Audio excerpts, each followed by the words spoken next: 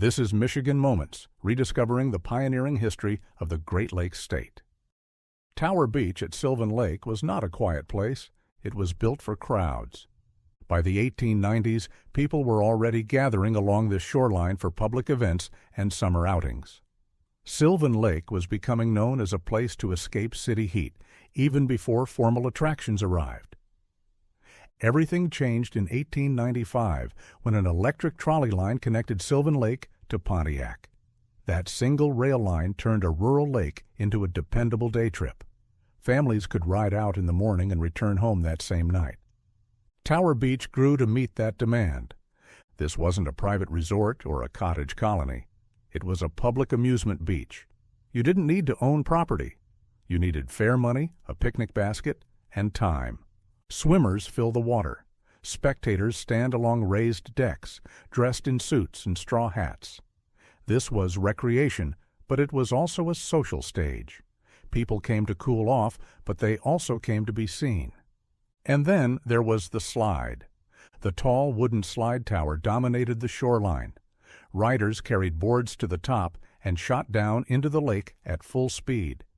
It was thrilling, loud, and completely unregulated by modern standards.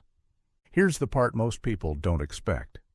Local recollections say the slide caused numerous injuries when boards and riders collided. Bruises were common, so were broken bones. But that danger didn't stop the crowds. In fact, it may have added to the appeal. Tower Beach also ran like a small business district. Visitors could rent bathing suits made of heavy wool. Changing cabins lined the shore. Fishing boats were available for hire.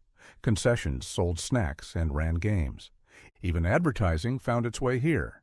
The slide tower itself carried a large painted ad for Bird and St. Louis clothiers of Pontiac. Leisure and commerce shared the same space. By the 1920s, Tower Beach helped define Sylvan Lake's identity. It brought outsiders, money, and attention. It also brought challenges. By the early 1930s, village records mention the Tower Beach Bridge, showing that access and control had become civic issues. As automobiles replaced trolleys and the Great Depression tightened spending, Tower Beach faded. Wooden structures aged, travel habits changed. But for a generation, this shoreline was summer.